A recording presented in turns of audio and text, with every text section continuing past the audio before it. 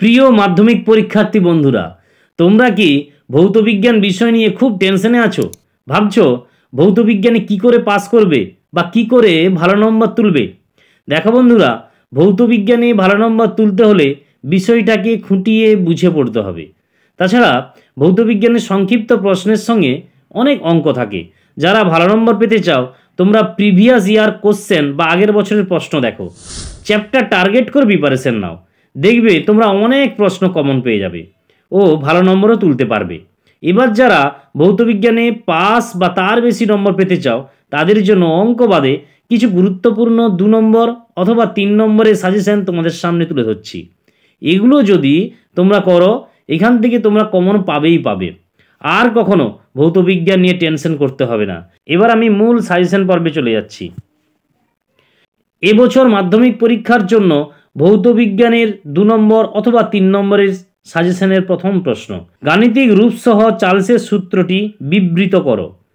তারপর দ্বিতীয় প্রশ্ন, গাণিতিক রূপসহ বয়েলের সূত্রটি বিবৃত করো। এরই সঙ্গে আছে পিভি লেখচিত্রের প্রকৃতি কী। তারপর 3 নম্বর প্রশ্ন, আদর্শ গ্যাস ও বাস্তব গ্যাস কাকে বলে। এরপর 4 নম্বর প্রশ্ন, অ্যাভোগাড্রোর সূত্র ও গে লুসাকের সূত্র উদাহরণ সহ লেখো। এরপর 5 নম্বর, পরম শূন্য উষ্ণতা কাকে বলে। চার্লসের সূত্র থেকে পরম শূন্য উষ্ণতার মান নির্ণয় করো। এরপর 6 নম্বর প্রশ্ন, উত্তল লেন্সের মুখ্য ফোকাসের চিত্রসহ সংজ্ঞা লেখো।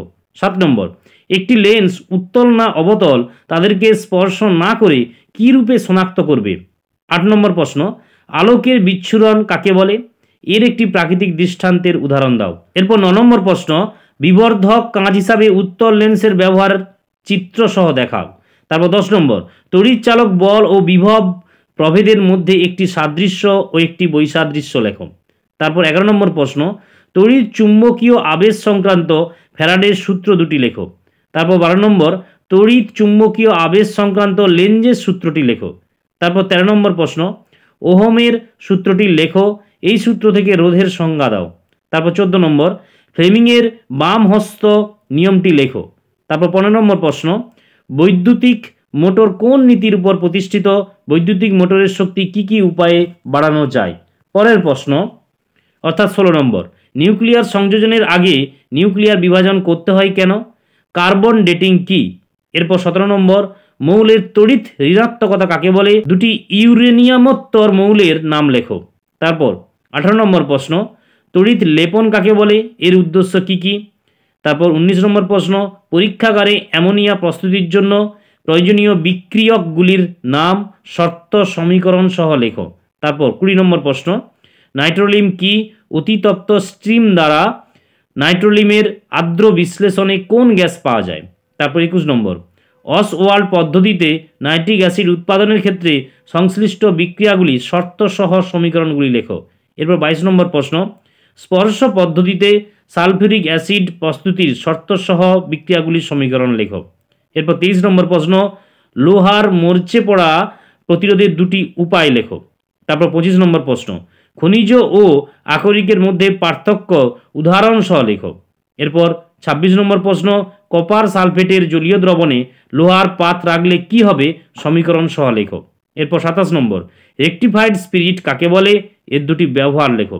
এরপর 28 নম্বর প্রশ্ন, ভিনাইল ক্লোরাইডের পলিমারের নাম ও একটি ব্যবহার লেখো। এরপর 29 নম্বর প্রশ্ন, জৈব যৌগ ও অজৈব যৌগের মধ্যে পার্থক্য লেখো। অবশেষে শেষ প্রশ্ন অর্থাৎ 30 নম্বর, ইথাইল অ্যালকোহল থেকে কী রূপে ইথিলিন উৎপন্ন করবে, টেফলনের একটি ব্যবহার লেখো।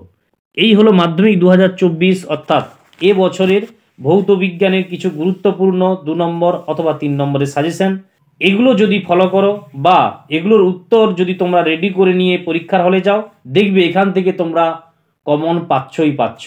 ভৌত বিজ্ঞান নিয়ে আর তোমাদের চিন্তা করতে হবে না। যারা পাস নিয়ে টেনশনে আছো, তোমরা অবশ্যই এখান থেকে কমন পাবে এবং পাস করে যাবে।